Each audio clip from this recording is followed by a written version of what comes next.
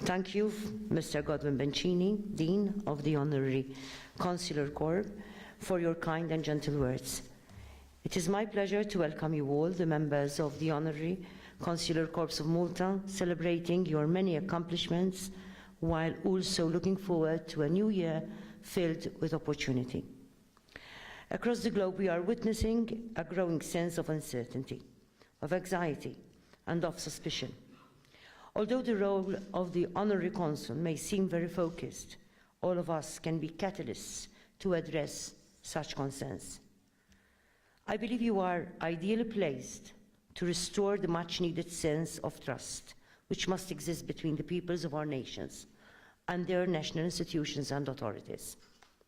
I believe that this trust is essential if we are going to meet the needs of our peoples and nurture healthy societies built on opportunities for peace. We must never lose sight of the fact that the underlying and basic purpose of all our institutions and authorities is to promote well-being, to safeguard universal human rights, and to secure meaningful peace for all. As consuls, your work is linked to this basic purpose. You are active agents in the field, maintaining strong connections with the people. You are linked to different communities and groups, encountering the real concerns of individuals, while also fostering necessary relationships among ambassadors and nations. The center of your work is therefore the importance of relationship building. You create an environment in which the needs and aspirations of others can be transformed into opportunities for prosperity with lasting benefit across societies.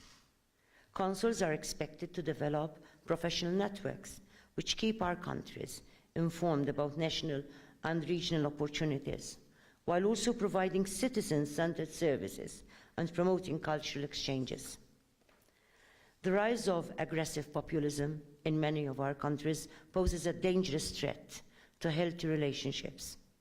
More urgently, it is a growing threat to fundamental human rights.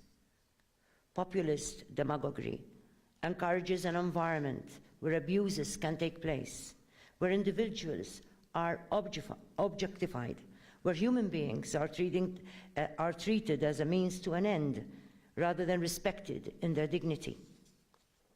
According to the international NGO Human Rights Watch, this dangerous trend, and I quote, is bolstered by propaganda operations that denigrate legal standards, challenging the laws and institutions that promote dignity, tolerance, and equality. Unquote.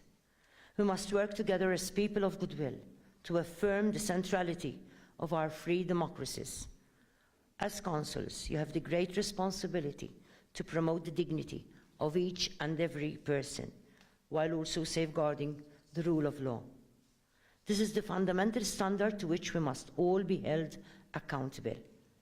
I am hopeful that Malta's presidency of the Council of the European Union will provide a platform from which to reaffirm our commitment to our democratic values. Whether in the political, economic, social, or cultural sectors, the Honorary Consular Corps must continue to uphold our shared values. The prosperity of our peoples, our nations, our regions, and indeed our world depends on how faithfully we abide by the hard-won legacy of universal rights and freedoms, which define us as an enlightened human family. The role of consular diplomacy in our globalized world as a champion of this legacy is essential.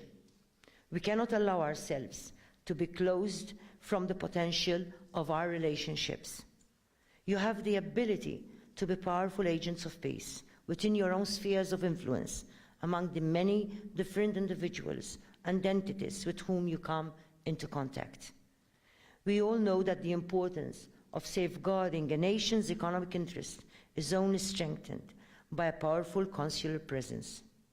Let me therefore ask, how much stronger would our work become in the service of peace if your activities as consuls also included a steadfast commitment to a global social solidarity approach? It is this focus on the need for solidarity through respectful relationship building which I augur you to take forward in this year ahead. We cannot limit ourselves to securing our own national interests at the expense of a more global and an all-embracing vision for the future of our world. Stronger businesses can only flourish in an environment of solidarity and peace.